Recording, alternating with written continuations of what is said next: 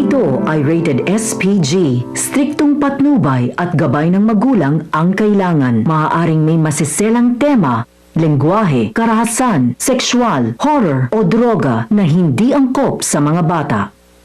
Tagumpay ang kaplastika ni Patricia. Kasabwat rin niya ang 2 pulis, kaya natampered ang medico legal. Abangan natin sa Lilet Matias, attorney at law. Tuloy-tuloy ang pagiging mapagpanggap ni Patricia. Pinagtanggol niya si Lilet nung makita niyang sinasaktan ni Lorena si Lilet. Nagulat si Lorena dahil pinagtatanggol na ngayon ni Patricia si Lilet.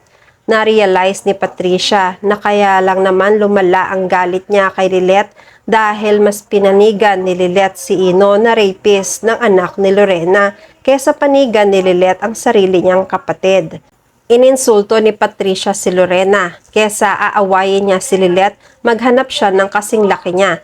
Binalingan ni Lorena si Patricia ng galit niya. Sila naman ang nagsabunutan hanggang sa sumigaw na si Attorney Renan para awatin ang dalawa.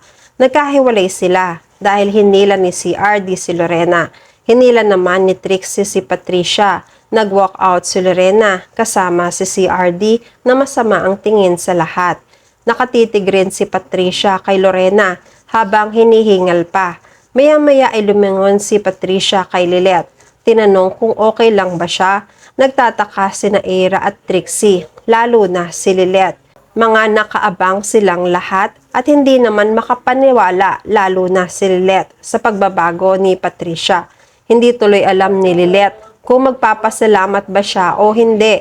Sumagot si Lilet sa pangungumusta ni Patricia. Anong ibig sabihin nito, Ma'am Patricia? Bakit bigla na lang ninyo ako pinagtanggol?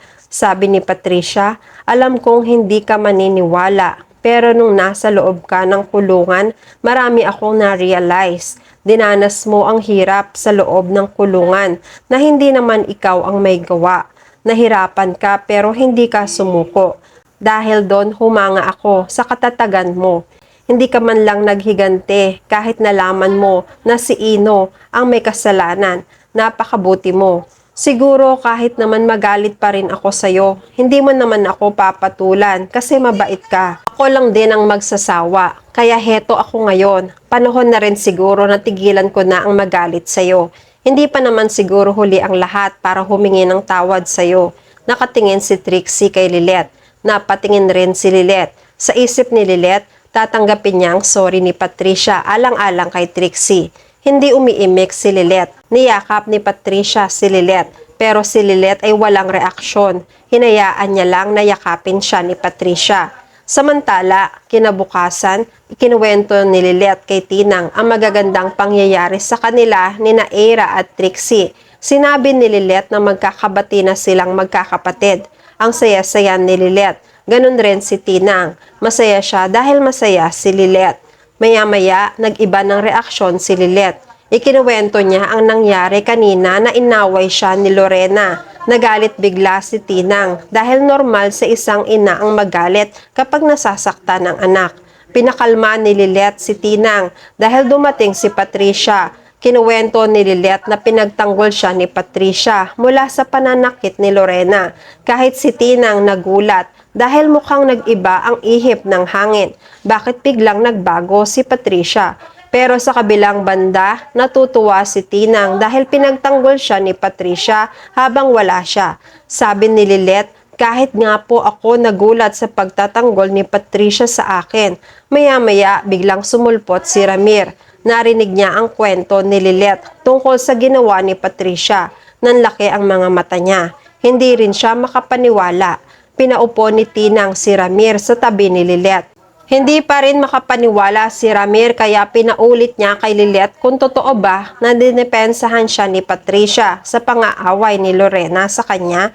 Sabi ni Lilet, opo tay, hindi ko nga rin po in-expect na gagawin ni Ma'am Patricia yon. Tumango si Ramir. Parang may naiisip. Kinagabihan nagpunta si Ramir sa bahay ni Patricia. Mukhang nagtagumpay si Patricia sa pagpapanggap niya na maging mabait kay Lilet dahil si Ramir na ang lumalapit sa kanya. Nagulat si Patricia. Masaya niyang pinapasok at kinausap si Ramir. Pinapaupo ni Patricia si Ramir, pero hindi raw magtatagal si Ramir. May gusto lang siyang sabihin na importante. Nakatitig si Patricia, naghihintay sa sasabihin ni Ramir. Sabi ni Ramir, narinig ko na pinagtanggol mo si Lilet sa pananakit ni Lorena. Narito ako para magpasalamat sa iyo. Pero ano ba ang ibig sabihin nun? Napangiti si Patricia. Hindi niya inaasahan na makakarating kay Ramir ang balita. Walang anuman, naisip ko lang, wala naman na masama kung pakisamahan ko ang anak mo. Total yun naman talaga ang gusto mo, hindi ba? Gusto ko lang din naman itama ang mga mali ko. Lalo pa ngayon na okay na sila ni Trixie. Baka pagkakataon naman na kami naman ni Lilet ang magkaayos.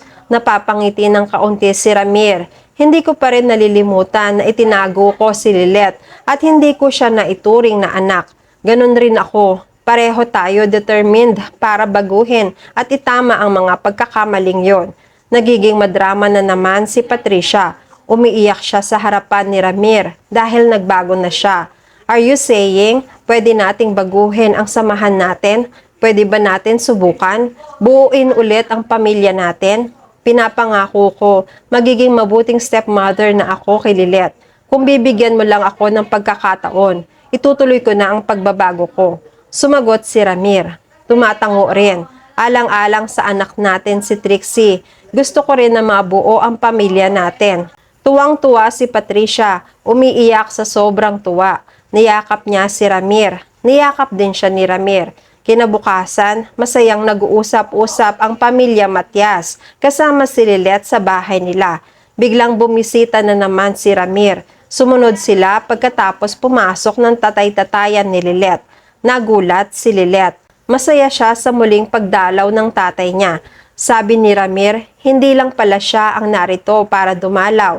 Kasama niya rin sina Trixie at Patricia. Maya-maya, sumulpot na nga ang mag-ina.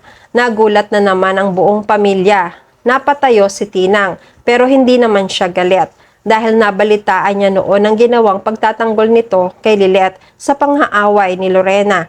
Nakatingin si Patricia na hindi masungit at walang balak mang-away.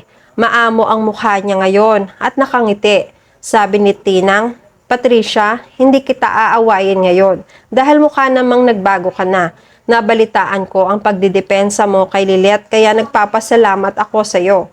Ngumiti si Patricia. Sabi niya, kagaya ng sinabi ko kay Lilet at kay Ramir, hindi na ako manggugulo pa kay Lilet. Magbabago na ako para sa ikasisiya ni Trixie at ni Ramir. Sana Lilet, matanggap mo ako bilang stepmother mo. Pwede ba Lilet? Mag-umpisa tayo ulit bilang masayang pamilya. Tiningnan ni Lilet sina Trixie at Ramir. Nakangiti sila pareho. Naghihintay sila sa sagot na tinatanong ni Patricia. Maya-maya umiti si Lilet. Hudyat na pumapayag na siya. Lumapit si Patricia at niyakap si Lilet. Mukhang tumatalab ang mga kaplastikan ni Patricia para matakpan ang mga kasalanan niya sa pagpanaw ni Atty. Mir para makuha niya rin ang puso ni Ramir. At yan ang mga pakakaabangan natin sa Lilet Matias, Attorney at Law. Please like this video and please subscribe to my channel. At magkita-kita po muli tayo sa mga susunod pang episodes.